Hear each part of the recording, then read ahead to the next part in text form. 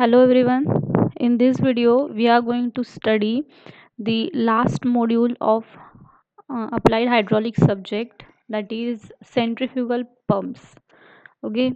Now, in previous videos, we have learned what is hydraulic machines. Hydraulic machines means the machines which converts either mechanical energy into hydraulic energy or hydraulic energy into mechanical energy.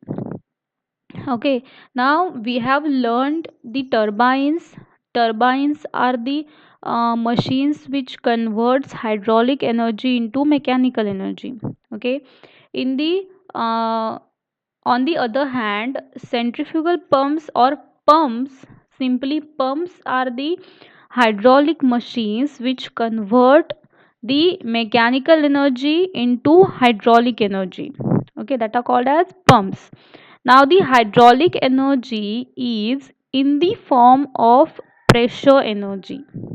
Okay, that means water has some hydraulic pressures, so hydraulic energy is in the form of pressure energy. If the mechanical energy is converted into the pressure energy by means of centrifugal force acting on the fluid, then that hydraulic machine is called as centrifugal pumps.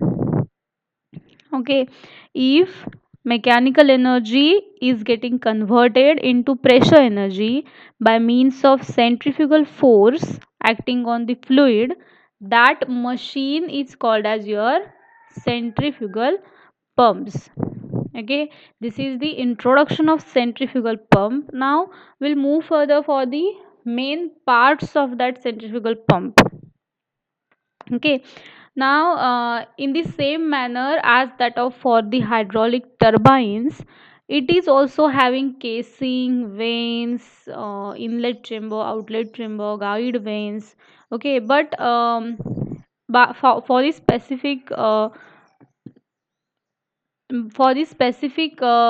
specifications, we are going to study one by one the parts of centrifugal pump. Okay, first is your impeller, second is casing. In that there are three types: volute casing, vortex casing, and casing with guide blades. Third part is suction pipe with a foot valve and strainer. And fourth is delivery pipe. Okay, now we'll move further for the first, that is impeller. You have studied in turbines also. Here in this diagram it is shown by the impeller. Impeller is nothing but the rotating part of a centrifugal pump. Okay, and if it is of turbine, then it is also a impeller. Okay, now impeller is a rotating part of centrifugal pump. It consists of series of backward curved vanes. Okay, it also having vanes which are backward curved.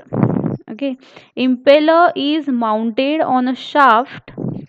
Impeller is mounted on a shaft which is connected to the shaft of electric motor. Okay, here this impeller is connected to a shaft.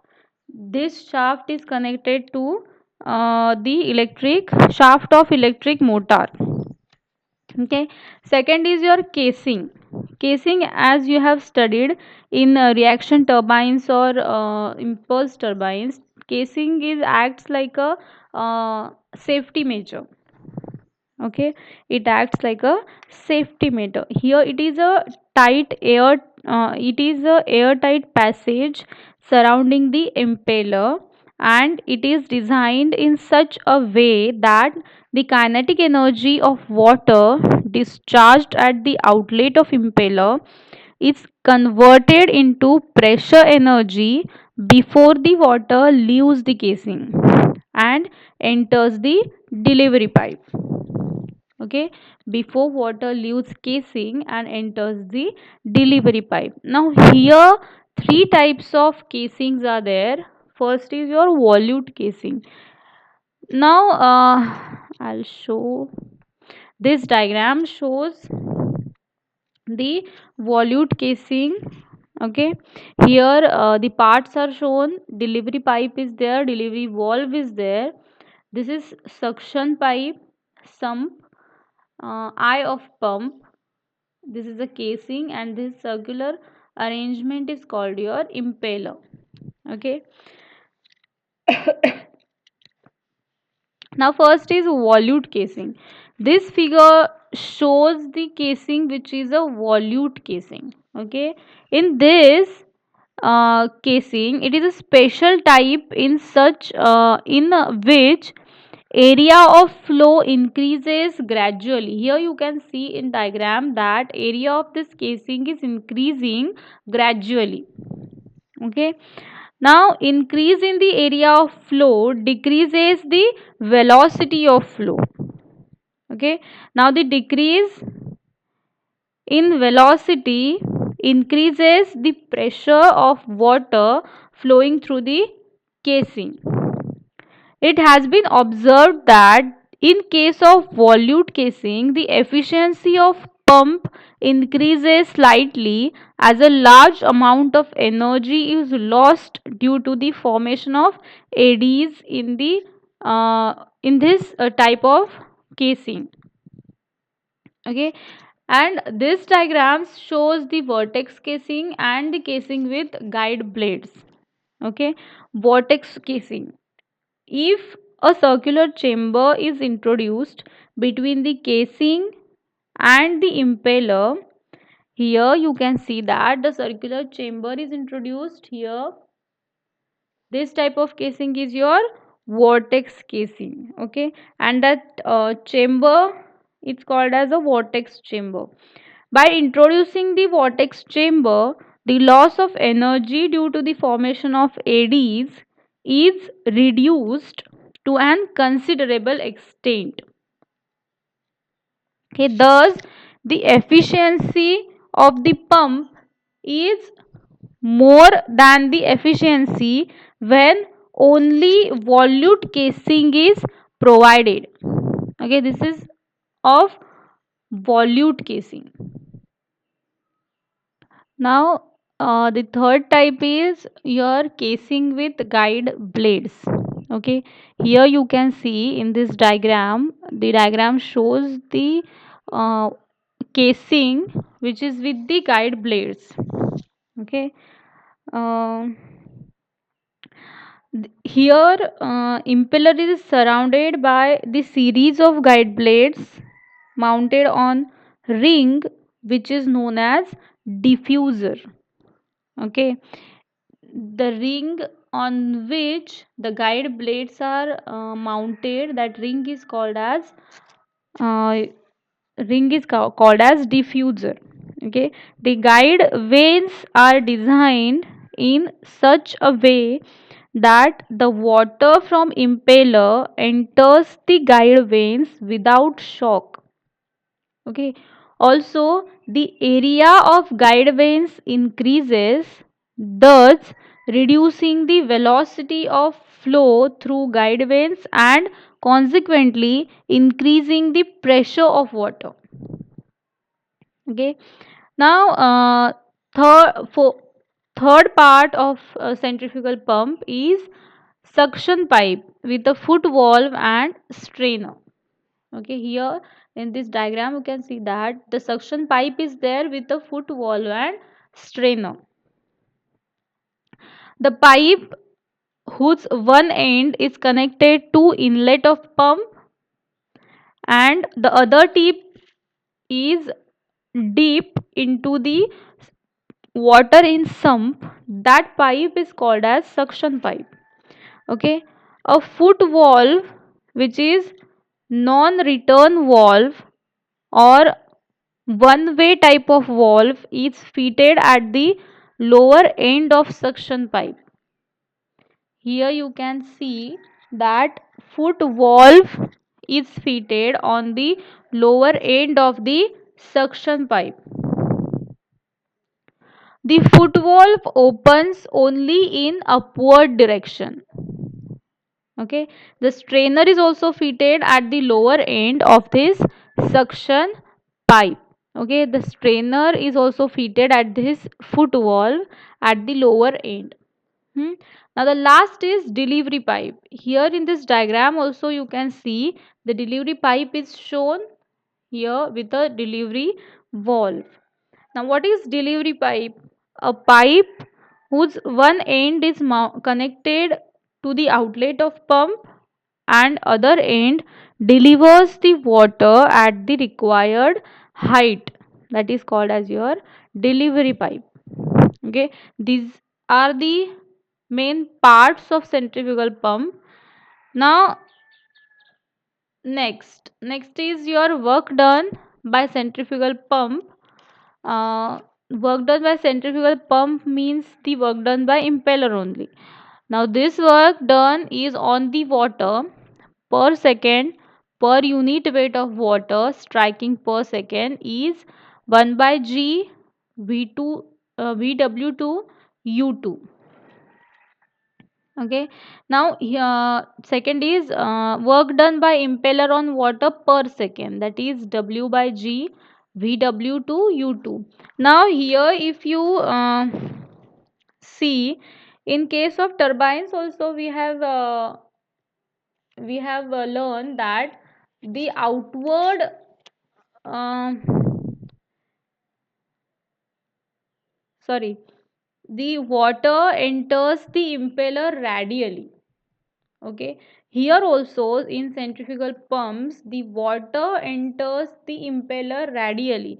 This sentence means that if water enters the impeller radially, then absolute velocity of water at inlet is in the radial direction.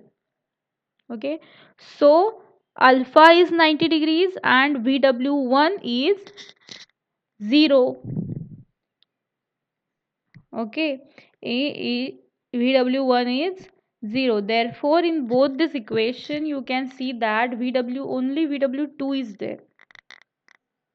Okay, now these are the formulas for work done by impeller on the water per second per unit weight and per second. Hmm. Next part is definitions of head and the efficiencies. Okay, first we are going to study the definitions of different types of head. As we have already studied the definitions of heads for turbines, in the same manner we are going to study the definition of heads for the centrifugal pump. Okay, now first head is your suction head. Hmm. Suction head is denoted by HS, small hs, and it is a vertical height of center line of a centrifugal pump above the water surface in tank or pump from which water is to be lifted. Okay, here in this diagram you can see here HS, that is suction head, is provided. uh, the height of center line of centrifugal pump, this is the center line of centrifugal pump above the water surface from pump or tank from which water is to be lifted. Okay, this is your HS, that is suction head. Second is delivery head, that is HD. Okay, delivery head is denoted by small hd, and delivery head is the vertical height between center line of pump and the water surface in tank to which water is delivered. Okay, this is called delivery head. This head is uh, this head is corresponding to delivery valve, delivery pipe, so it is delivery head. And this head HS, suction head, is related to suction pipe, so it is a suction head. Okay, very simple definitions and formulas are there for suction head and delivery head. I hope you easily understood it. Third is static head. Static head is HS. capital HS. Okay, HS is sum of suction head,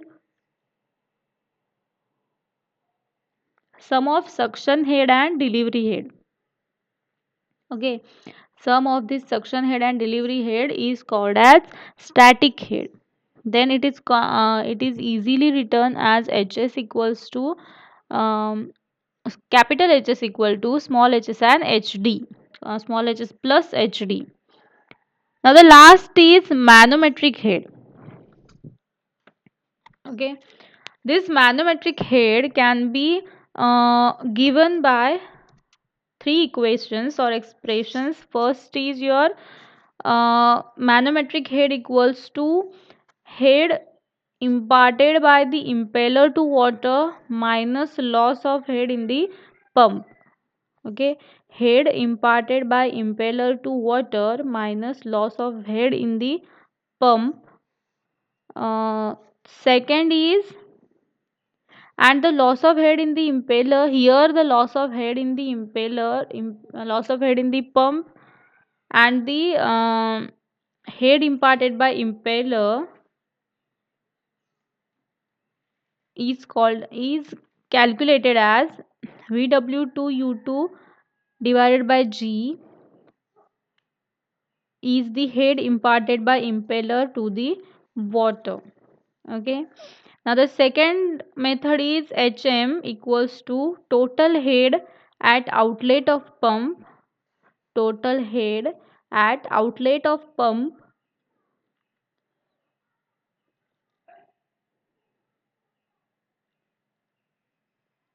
minus total head at inlet of pump.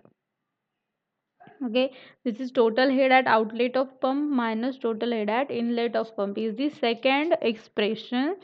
And the third and last expression is HM equals to small hs suction head plus delivery head plus HFS, which is a frictional head loss in suction pipe, HFD, which is frictional head loss in delivery pipe, and plus Vd square upon 2G, which is velocity of water in delivery pipe. Okay, these are the heads. The second part is efficiencies of centrifugal pump. There are again three efficiencies. In case of centrifugal pump, the power is transmitted from the shaft of electric motor to the shaft of pump and then to the impeller. Okay, now from the impeller the power is given to the water, thus power is decreasing from the impeller to the water. Okay, so the efficiencies are three: manometric efficiency, mechanical efficiency, and overall efficiency. First, manometric efficiency is the ratio of the manometric head to the head imparted by impeller to water. Okay, it is called as manometric efficiency, and mathematically it can be denoted or written as G into HM divided by VW2 into U2. Second is mechanical efficiency. It is written as eta m. Mechanical efficiency, the power at the shaft of centrifugal pump is more than the power available at the impeller of pump. Okay, so the ratio of power available at the impeller to the impeller to the power at the shaft of centrifugal pump is called as mechanical efficiency, and mathematically it can be written as eta m equals to W by G into VW2U2 divided by 1000 divided by shaft power. Okay, this is the expression for your mechanical efficiency. Now the overall efficiency. It is the ratio of power output of pump to the power input to pump.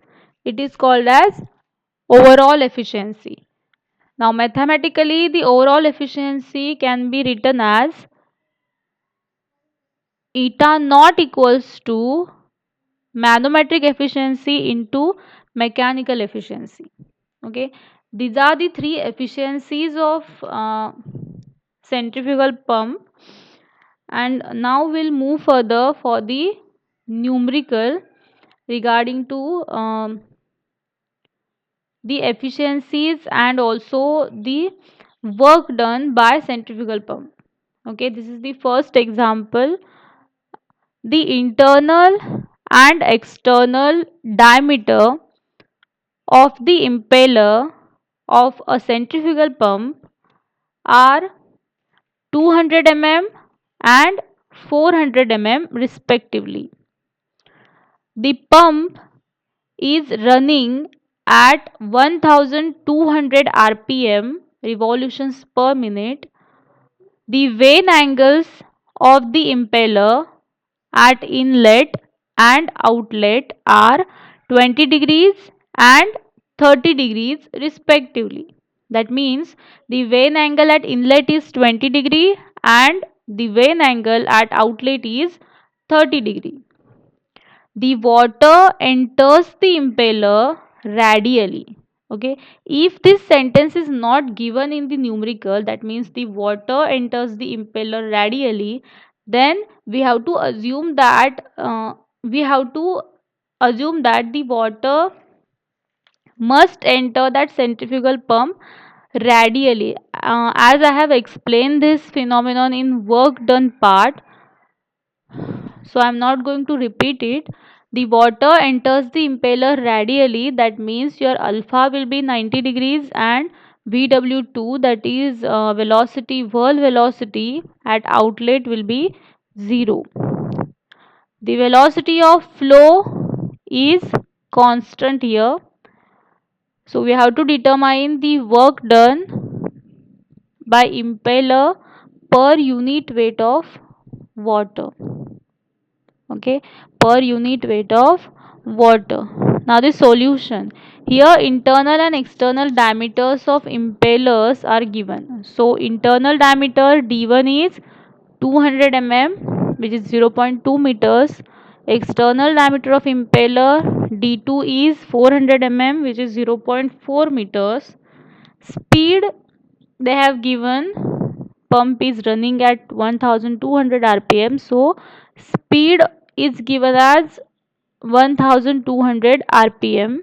Vane angle at inlet, that is theta, is 20 degrees. Vane angle at outlet, that is phi, is 30 degrees. Now water enters radially here, so alpha is 90 and vw1 is vw1 whirl velocity at inlet is 0. Velocity of flow is constant, so vf1 equals to vf2. Now after drawing this velocity triangle, you can easily calculate the work done. Okay, now this formula is well known formula, that is the tangential velocity of impeller. We have seen this in hydraulic turbine module. Velocity, tangential velocity of impeller at inlet and outlet can be calculated as u1 and u2, that will be equals to pi dn upon 60. Okay, pi dn upon 60. But the impeller has external and internal diameters, so this tangential velocity of impeller must be 2 at internal and external, inlet and outlet. So u1 is pi d1 n upon 60 and u2 is pi d2 n upon 60. Okay, only the variant here is d. Substitute the values in the formula, you will get u1 as 12.56 and u2 as 25.13 meters per second. This is the tangential velocity of your impeller at inlet and at outlet. Okay, now from this inlet velocity triangle, you can see here that we can use the tan function of theta, okay, for finding out the value of vf1. Here vf1, u1 is known. Okay, u1 is known and theta value is known, so we can find out the tan function. Tan theta is opposite upon adjacent, so tan theta will be vf1 divided by u1.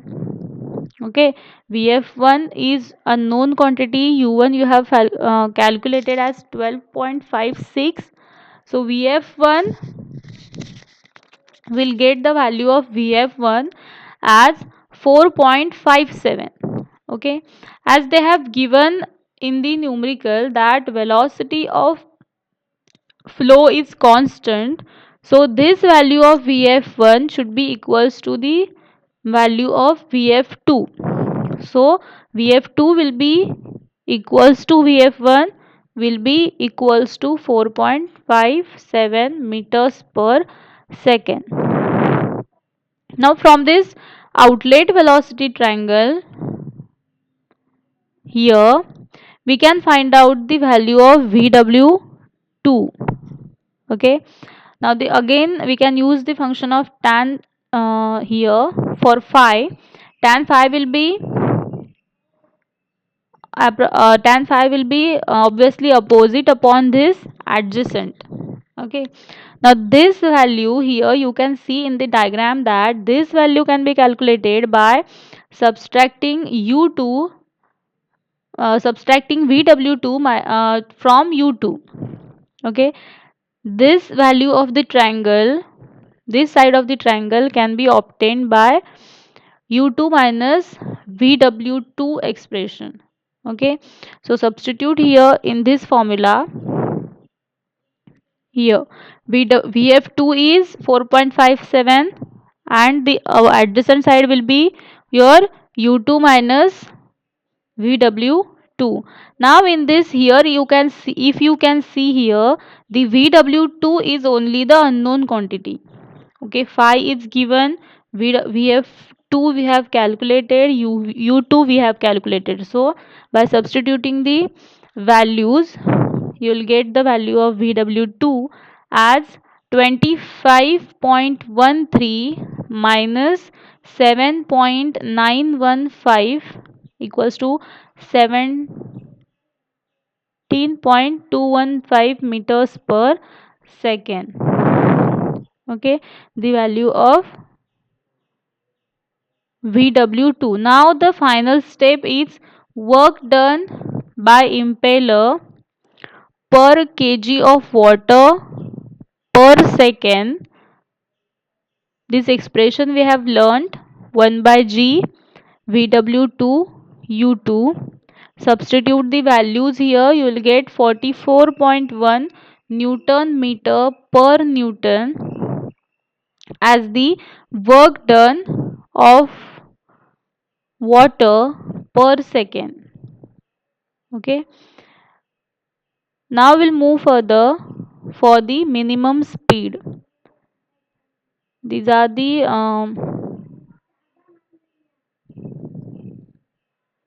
now the minimum speed of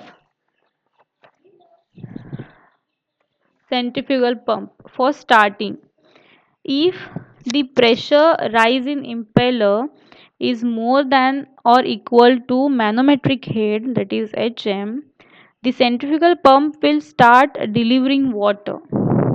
Otherwise the pump will not discharge any water though the impeller is rotating.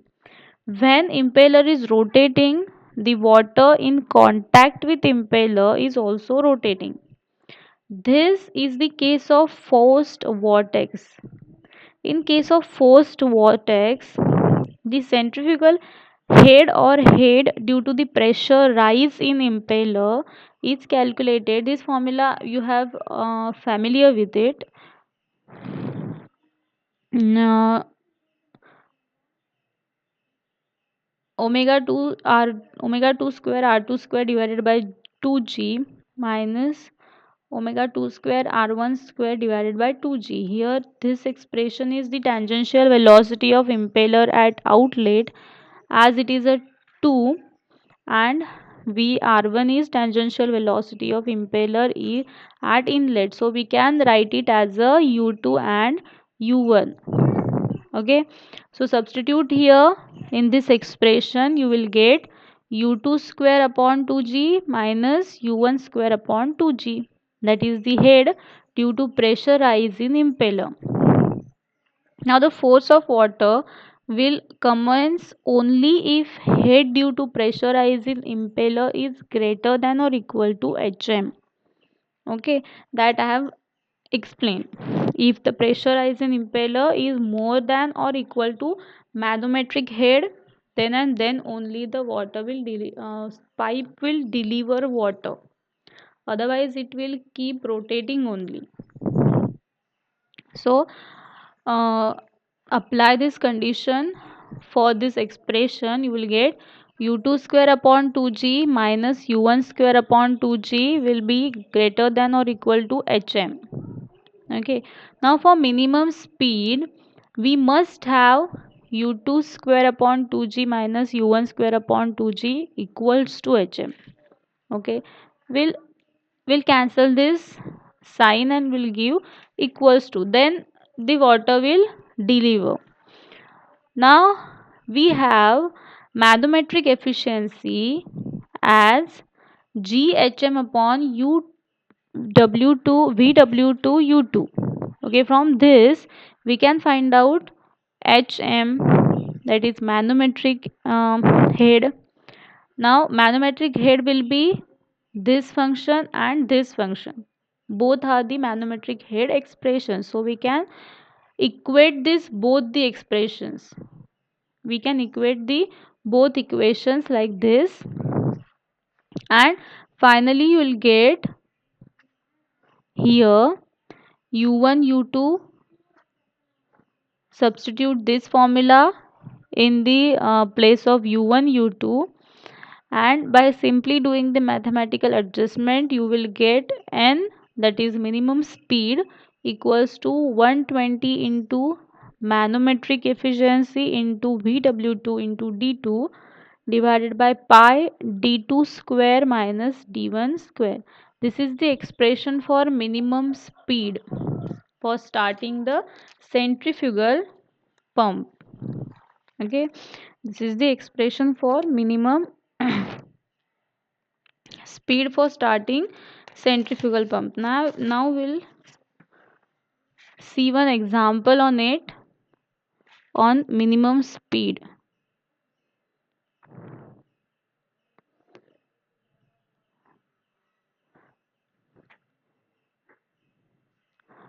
I hope you have understood the importance of minimum speed, as if minimum speed is not there, the water will not discharge from the impeller. Okay, for discharging the water you have to give the speed to centrifugal pump equals to minimum speed. Now the diameter of an impeller of a centrifugal pump at inlet and outlet are 30 centimeter and 60 centimeter respectively. Determine the minimum starting speed of pump if it works against a head of 30 meters. Okay, here in this example they have they have given the inlet and outlet diameters, okay, of impeller. So inlet diameter is d1 30 centimeter, 0.30 meters. Outlet diameter is 0.6 meters, that is 60 centimeters. And head is given, head is of 30 meters, so hm is 30 meters.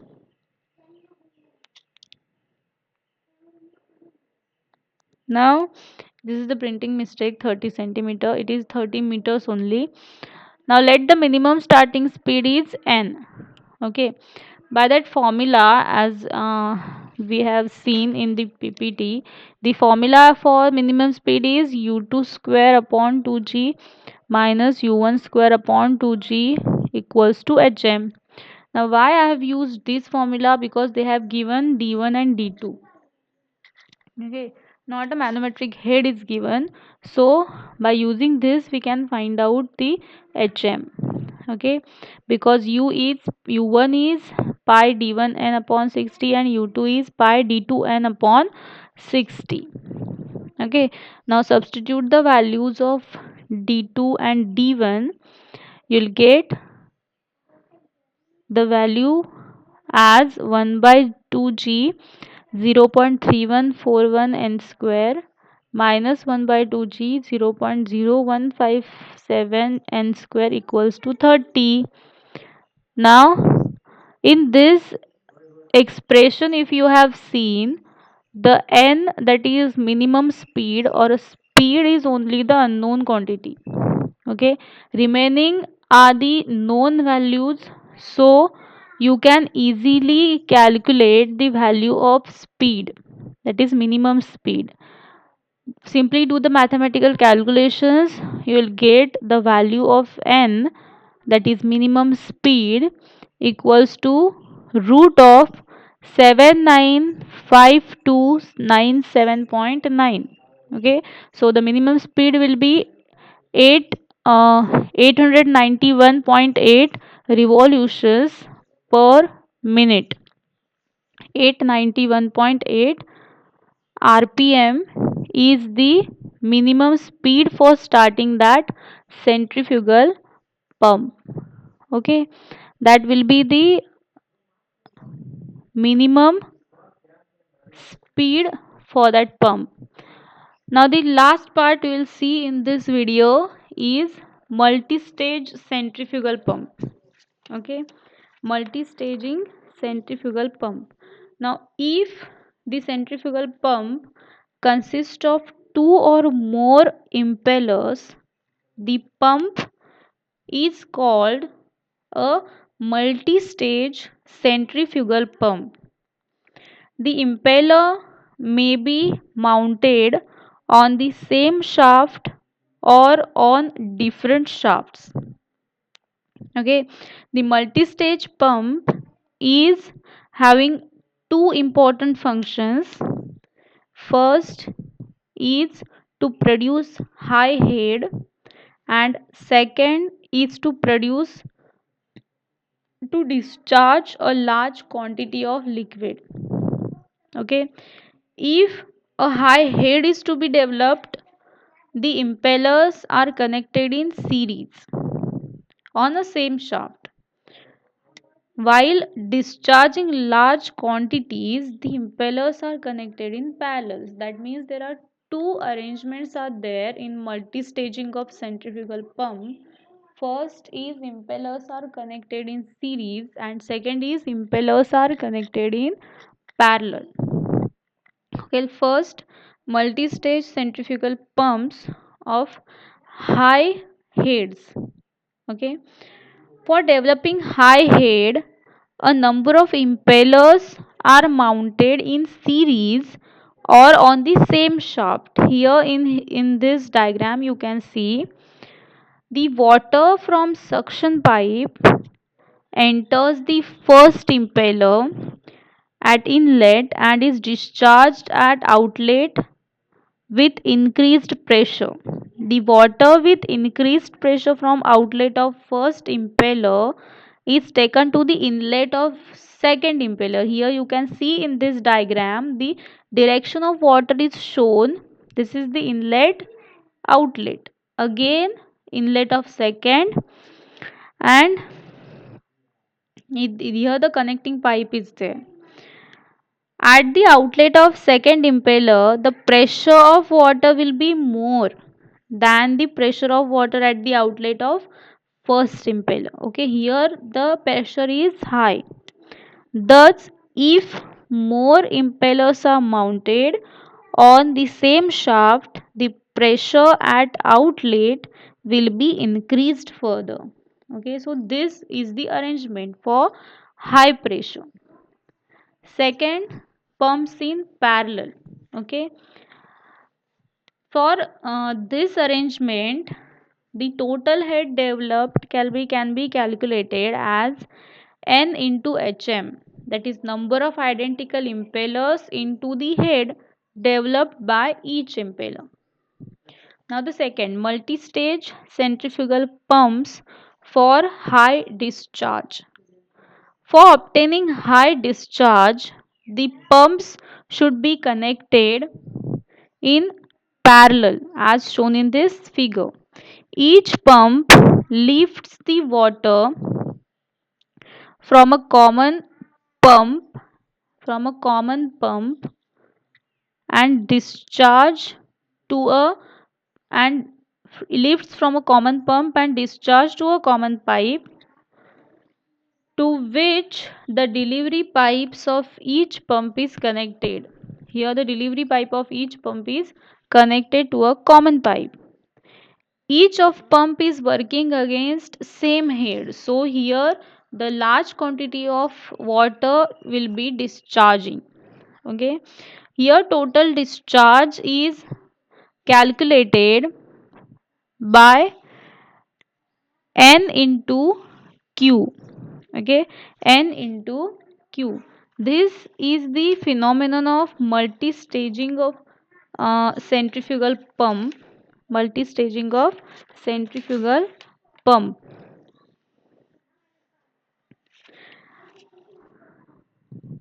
Now we'll move further for the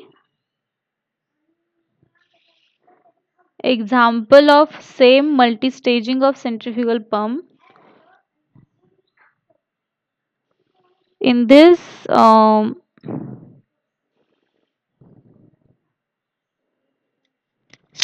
you can see here a three stage centrifugal pump has impellers 40 centimeter in diameter and 2 centimeter wide at outlet.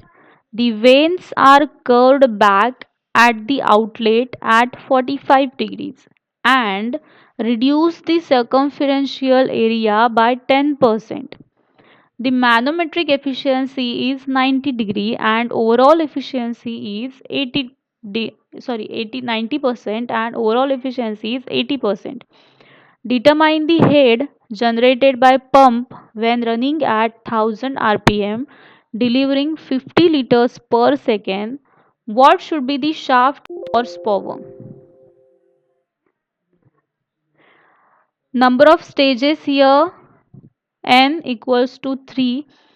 I hope you have understood this. We'll move this example in next. We'll learn this example in next video. My battery is getting late.